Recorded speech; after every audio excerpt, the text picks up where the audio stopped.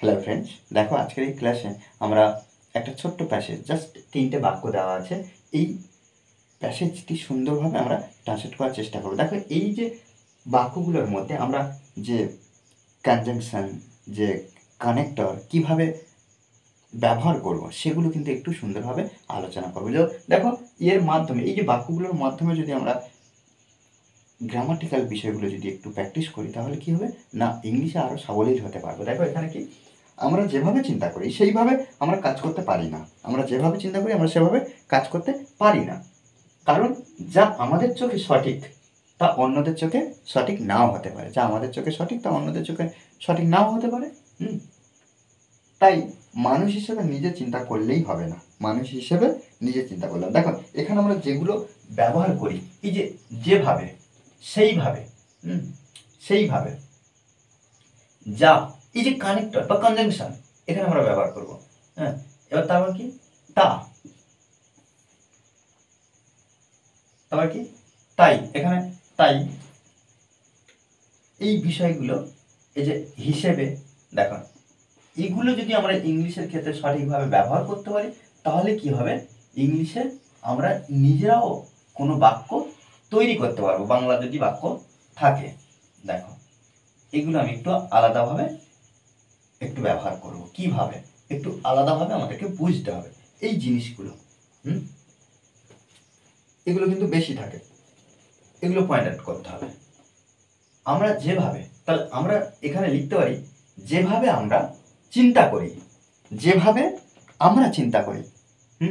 দেখো এই যে যেভাবে, এটা কি, দা ওয়ে, এই যে দা ওয়ে এটা হলো রিলেটিভ প্রোনাউন। এটা কি, রিলেটিভ প্রোনাউন। দেখো আমরা পরপর সুন্দরভাবে প্রত্যেকটা ক্লাসে, এইভাবে প্রত্যেকটা ক্লাসে আমরা আলোচনা করব যে গ্রামাটিক্যালের সঙ্গে কিভাবে একটা বাক্য ট্রান্সলেট করতে হয়। তাহলে তাহলে কি এর ইংরেজি কি, যেভাবে, দা ওয়ে, যেভাবে, যেভাবে, যেভাবে আমরা চিন্তা করি, উই থিঙ্ক। দেখো এই যে চিন্তা করি, এই যে করি, খেলি, দেখি, হ্যাঁ, এই ধরনের শব্দ যখন পাবো আমরা মূল ভার্ব বসাবো, ভার্বে, অর্থাৎ কি V1, ভার্বের প্রেজেন্ট ফর্ম।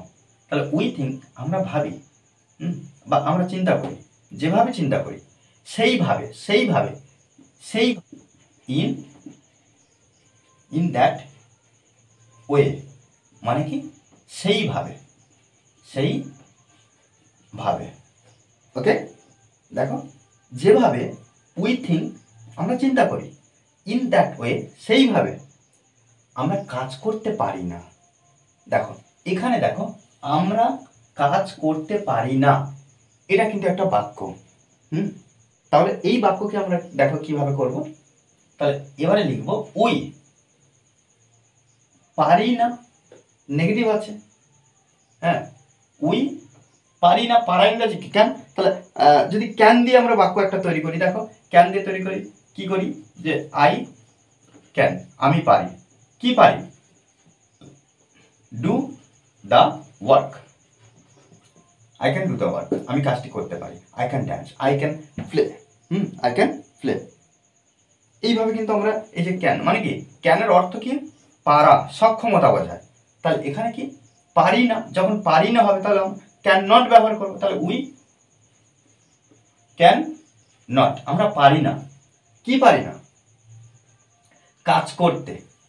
আমরা কিন্তু এখানে দেখো উই ক্যান নট, আমরা পারি না ওয়ার্ক, ওয়ার্ক ব্যবহার করতে পারি, উই ক্যান নট ওয়ার্ক ব্যবহার করতে পারি। অথবা আমরা কি করব, ওয়ার্কের, ওয়ার্ক যদি আমরা যদি না এভাবে যদি ব্যবহার করি তাহলে আমরা ব্যবহার করতে পারি ডু দ্য ওয়ার্ক। এখানে দেখো উই ক্যান নট ওয়ার্ক, আমরা কাজ করতে পারি না, এটা লিখতে পারি।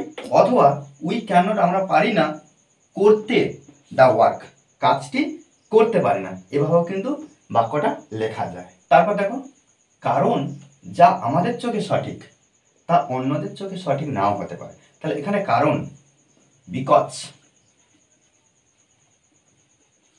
বিকজ, কারণ যা, এই যে যা, হোয়াট, হোয়াট।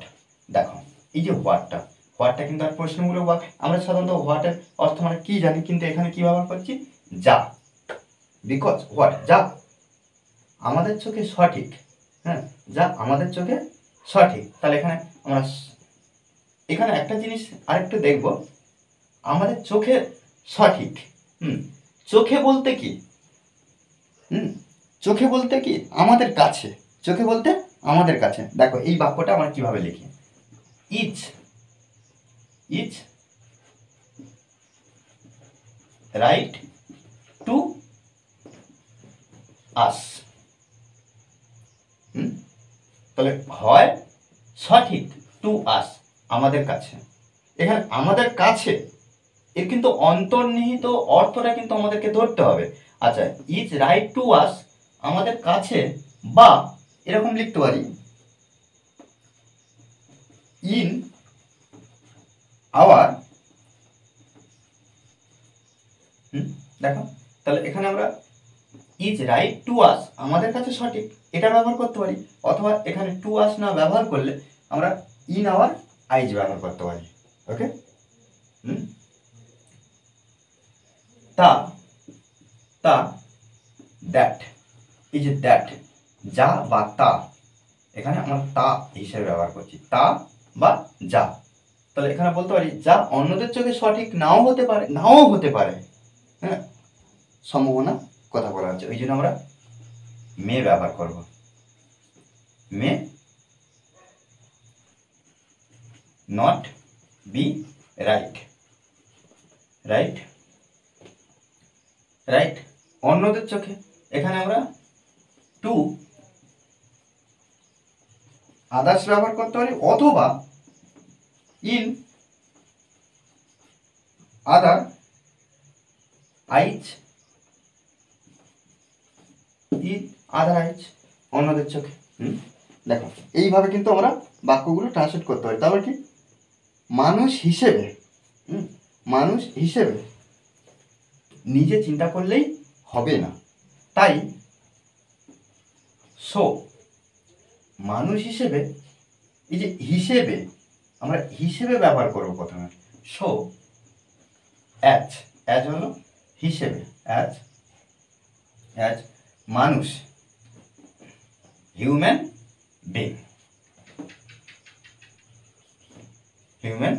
বিং, মানুষ হিসেবে কি নিজে চিন্তা করলেই হবে না।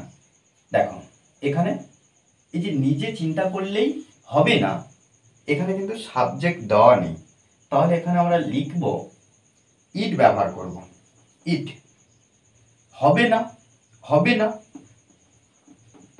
উইল নট, তাহলে ইট উইল নট বি, আমরা রাইট ব্যবহার করব, রাইট অথবা ফেয়ার। দেখো it will not be right or fair মানে হবে না, শুধু এই যে it will not be right অথবা ফেয়ার, এর অর্থ কি, হবে না।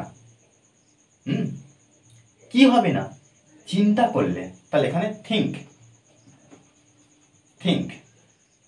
নিজে, তাহলে নিজে অর্থাৎ কি, শুধুমাত্র নিজে চিন্তা করলে হবে না, তাহলে only about yourself, okay, only about yourself।